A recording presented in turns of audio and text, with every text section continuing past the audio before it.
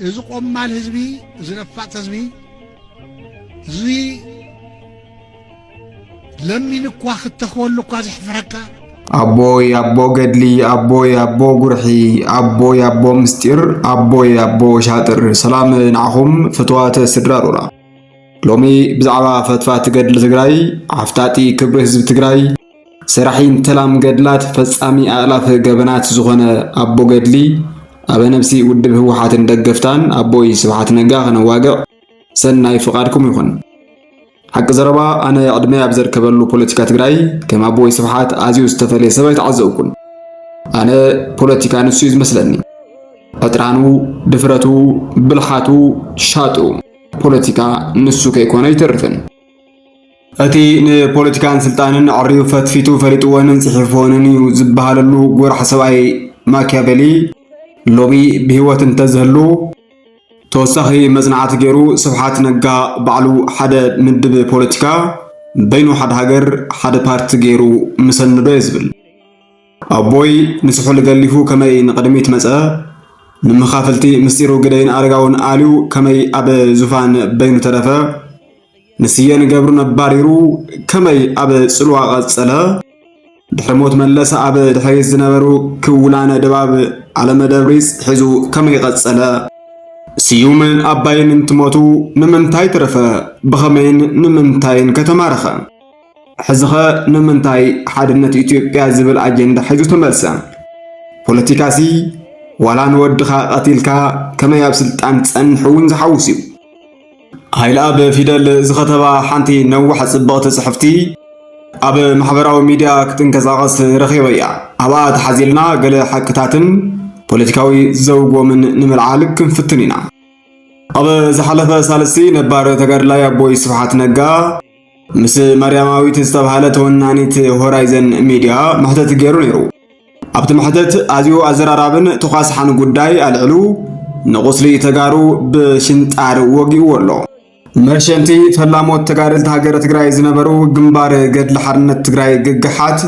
بسنكين تقراي زنبرهم فقرن تقرقوارنة مغانو تطلعو كالزارب حفاش سمعووس نبيعو عند ققحات من بار جنبار قد لحرنة تقراي نبر عند وردنيا يوانس ببال ميمراو نبرا سمرة النادرك من نتوالك أنا زريبين سننوحل وصلنا إذا جراسيان على بريفة أرغاوال بطول هيزان يتغنانيان يتوالي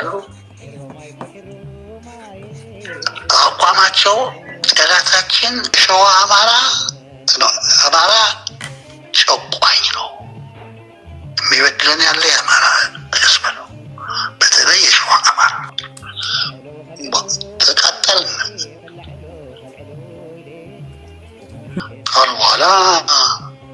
نتنطق بلن فاينالي نصفاቸው ተባለ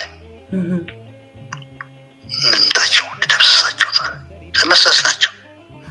እቶም አበ 1964 ዓመተ ምህረት በርኻ ዘወረዱ ተጋደልቲ ግግሓት እንራኸብ ቢልናዮም ተራኺብና አምሐራይ ጨቋኒኡ ሃገሪው ዘድልና መስበልና ግን ሓሪድናዮም ይብል አቦይ ስብሓት እቲ ኣብ አዲስ ዓለምን ካልኦት ኣብያተ ትምህርትን ንነዊሕ እዋን በመምህርነት ዘገልገለ መምህር ወልደስላሴ ነጋ ድሓር አቦይ ስብሓት ናብ በረኻ ካብ ዘውፅእ ዓለት ጀሚሩ ኣብ ብዙሓት ገበናትን መርሸንቲ ብጾትን ኢድ ከም ዘለዎ ይዝንገር ብዙሓት ድማ ኣብ ትግራይ ጠንሳሲ ከባቢያውነትን ጸቢብነትን በመባል ይወቅስዎ መስራቲ ገድለ ህወሓትን ነበር ተገደላይን አስገደ ገብረስላሴ ሓደ እዋን ስብሓት አፈላማይ መዓልቱ ካብ ሽረ ገዛ ገሰሰዋ የለ ተቀቢለ ናብ በረኻ ሒዘዮን ናወረድኩ ዝርዝር ተጋደልትን ዓዶምን ሓቲቱን ክብል ንሕሉፍ ከይ ምግባሩ መሰረት የነበር ስብሓት ብቆራጽነት ስብሓት ብኸባቢያውነት ስብሓት ብፖለቲካዊ ልዕልና ስብሓት ብግዕዙይ ስብእና ስብሓት ብጉርሒ ስብሓት ብብልሒ ኮታስ እቲ ጉኑን ፖለቲከኛን ኣብ ነፍሲ ህወሓትን ኣብ ዘይለዓሎ የለን 1968 ዓመተ ምህረት ግግሓት ትጭፍጨፉ አረጋው በርሀ ግደይ ዘርአጽዮንን ስብሓት ነጋን እቶም ቀንዲ ሰለስተ ኣበባተ ነብሲ ተሓሕት ዝነበሩ እዮም። እንተ ፈትዩስያ እምባይ ንቕንቕ ዝበሃለሉ መራሒ ሚሊተርን ኣቦ ወንበርን ኣረጋዊ በርሀ ሊቀ ፍልጠት ፖለቲካ ተባሂሉ ሰማይ ዝዓረገ ግደይ ዝርኣጽዮንን ዋላ ኣብ ልዑል ዙፋን ኣይሰቐል ኣቦይ ተሰሚዩስ ኣብ ጫማ ስሑል ከኣቱን መንፈሳዊ መራሒ ክኸውንን ይህቅን ዝነበረ ስብሓት ነጋን ኩላ ኣብ ኢዶምያ ዝነበረት እቲ ካብ 1971 ጀሚሩ ኣብ ውሽጢ ተሓቢኡ ነፍሱ ብፍልጠት የገብል ዝነበረ እኒ መለስን ስየን ዝመርሕዎ ትኩስ ናይ ፍልጠት ጉጅለ ቀስ ብቐስ ንወታደራውን ፖለቲካውን መሪሕነት እዞም ሰለስተ ጳጳሳት ክፈታተን ድሕሪ ምጽናሕ 1977 ዓመተ ምህረት ኣብ ልዕሊ ኣረጋዊ ግደይን ስብሓትን ዝዕብለልዎ ዕቡይ ዙፋን ዕልዋ ፈጸመ። እዚ ዕልዋ ዋና ኣቡኑ ንመለስ ወታደራዊ መሪሕነት ንስየ ውዳበ ድማ ንተወልደ ዕውር ሂቡ ነቶም ሰለስተ ጳጳሳት ካብ መሪሕነት ኣልዮም። ግደይ ብዙሕ ከይጸንሐ ፖለቲካዊ ርእሱ ተወቂዑ ወፂኡ። ኣረጋዊ ክልተ ሰለስተ ዓማውቲ ደንን ኢሉ ጸኒሑ ተኸቲልዎ። ስብሓት ነጋ ግን እድሒኑን ጸኒሑን። ንምንታይ? ኣብዚ ሓደ ዓብዪ ፖለቲካዊ ገበጥ ኣሎ። ኣብ ገድሊ ክንዲ ብጻይካ ምውፋይ ቤዛ ምሕላፍን ድሕሪ ሕልፈቱ ድማ ቃሉ ምኽባርን ልዕሊ ኩሎም ጽድቅታት ተገይሩ እዩ ዝውሰድ። ስብሓት ግን ብናይ እማን ተጋዳላይ ግዳይ ነበረን ኮይኑስ ነዚአን ረጊጹ መዓንጠ ነውፂወን። እቲ ቀንዲ ምኽንያት ድሕነት ስብሓት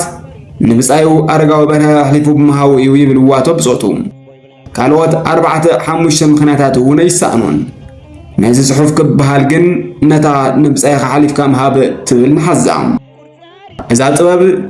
ፖለቲካ ካብን ሓሳብን ሰነድን ንሽጣ ራእዳን ትህብ ኮይኑ ድማ ንረኽቦም።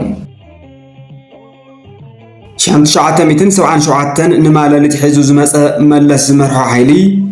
ኣብቶም ሰለስተ መራሕቱ ካብ ዘልዕሎ ተቃውሞ ሓዲኡ ነገረ ሻዕብያ እዩ ነይሩ። በዓል ተወልደ ዕውር ሻዕብያ ጸረ ዲሞክራሲ ንስልቲ እምበር ንስትራቴጂካዊ መሓዛ ክኸውን ዘይኽእል እዩ፣ እዚ ድማ ብግልፂ ክንገሮ እዩ ዝግባእ እንትብሉ እቶም ኣበዋት ግን ኣይፋል ዝብሉ ነይሮም። በዚኣ ድማ ተገሊፎም። ስብሓት ግን ዋዛ ይነበረን እሞ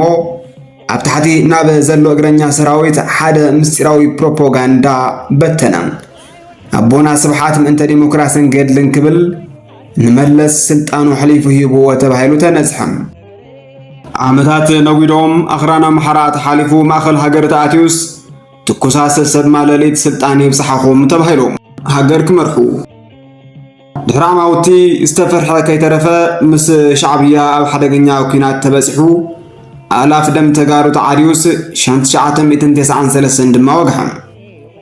ኣብዚ ግዜ ብሰንኪ ወራሪ ሻዕብያ ዝወለዶም መዘዛት መርሓቲ ውድብ ናብ ካልእ ጣጣ ኣተዉ። ጀምዓ ማለሊት ኣብ 2-3 ተሰንጢቓ። እቶም ሓንቲ ጥረ ዝማቐሉ መለስን ስየን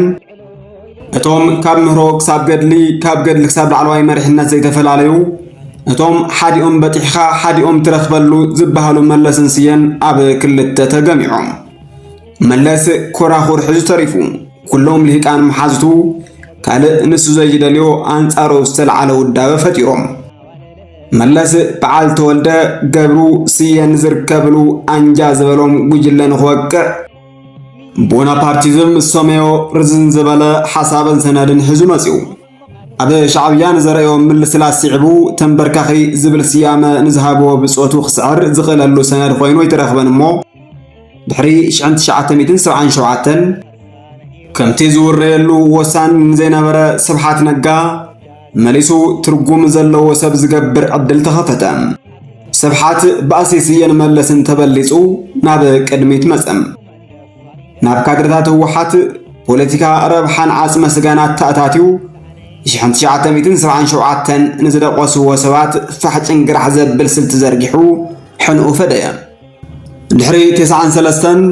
መለስ ቀልቡን ሃሙኡን መንግስታዊ ልምዓት ካፒታል መሰረት ዝገበረ መንነት ገለመላብ ዝብሉ ሓሳባት እንትጽመድ ኔትወርክ ስብሓት ጽላል ብሔራውያን ተጋሩን ዝነበረት ማሕበር ልምዓት ትግራይ ወቂዓ ካልኦት ከባቢያውያን ማሕበራት ክሰስና ብሓያሎ ሰርሐት። ብርግጽ መለስ ንብሔራውነት ትግራይ ጸቢብነት ኢሉ ዝፈረጀ እሞ ነዚ ክፍኣትስ ዝጸልኦ ይመስልን። حلفت ملس يعبو دحري 93 ዝተሃነፀ ኔትወርክ ስብሓት ንኹላ ቀስ በቐስ እናወቕዐ ካብ ቁፅፅሩ ከም ዘይወፅን ዝኣመነሉ ደብረፅዮን መርሐ ገይሩ ድሕሪ 1977 ነታ ልዓት መሊሱ ተቆፃፀረ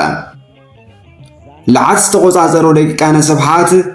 መብዛሕትኦም መስመርና ንዝብልዋ ወያናይ ዲሞክራሲ ብመስኮት ዝተምሃርዋ ድማ ነይሮም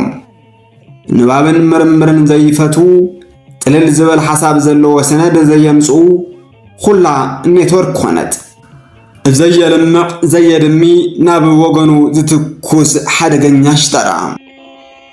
ዓማውት ተሓሊፎም 2013 ዓመተ ምህረት ናይዚ እከይ ምግባሮም ውፅኢት ዝኾነ ኩናት ፅንተት ድማ አጋጠመ ኣብቲ ብዙሕ ብሔራዊ ቅያስ ተፈጸመሉ 8 ወርሒ እቶም 3 ጳጳሳት ኣበይ ነይሮም ላዕለዋይ ኣበነብስን መንፈሳዊ መራሕነታ ውድብ ዝኾነ ስብሓት ነጋ ብሰራዊት ምክልኻል ኢትዮጵያ ተማሪኹ ይድህቡ ህዝጊ ሃቦ ናይ ኣቦ ሒዙ ወላድ ኣቦኡ ናብ ጣልያን ሓዲሮምስ ድሕሪኡ መሬት ምስ ወጋሐ ናብ ነጋውስ ሸዋ የቕሬ ተሓቲቶም ኣብ ኣደባባይ ምውራዶም ፀሓይ ዝወቕዖ ታሪኽ እዩ አረጋውን ግደይን ድማ ኣብ ጎኒ ኢትዮጵያ ሓይልታት ኣምሓራን ሻዕብያን ኮይኖም ፅንተት ተጋሩ ኣብ ምሰሳይ ብሓያሎ ነጢፎም ኣብዚ ዝበዝሑ ነቶም 3 ጳጳሳት ዝወቕዑን ድሕሪ 93 ዝተባረሩን ከምኒ ተወልደ ጻድቃንን ጫልቱን ዝበሉ አንጻር ፅንተት ፊት ንፊት እንትገጥሙ ከምኒ ዓለም ሰገድ ሞላልን ስያ ብርሃን ዝበሉ ድማ ኣብ ደገ ኮይኖም ብዝካኣሎም ተቃሊሶም ካብዚ እንታይ ኢና ንርዳእ እዞም ሰብ ሓሳብ እዞም ንሰለስቲኦም ጳጳሳት ፈንጊሎም ስልጣን ዝነቆጡ ድሓረወት ሰብ ዙፋን ግን ድማ ግሉፋን ካብ ፖለቲካ 3 ጳጳሳት ብብዙሕ መልክዑ ብዝበለፀ ንትግራይ ከም ዝደናገጹ ንዕዘብ ሎምኸ ድሕሪ ሞትን ስቅያትን ድሕሪ ፅንተትን ህልቀትን እቶም 3 ኣበው ሓዲኦም ንጦብያ ሓዲኦም ንሻዕብያ ምሰሳዮም እንትቕፅሉ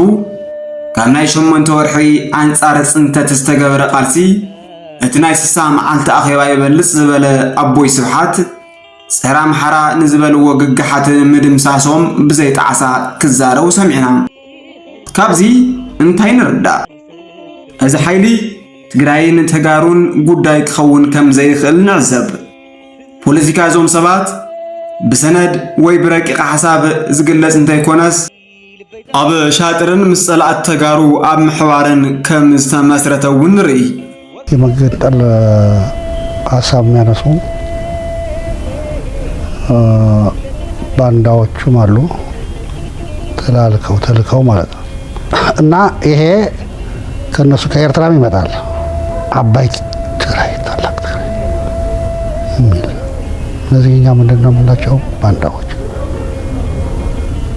የጠላት ተላላኪ የኢትዮጵያ ሕዝብ ጠላቶች ሉዓላዊነት ጠላቶች የአሽከርነት አቀንቃኞች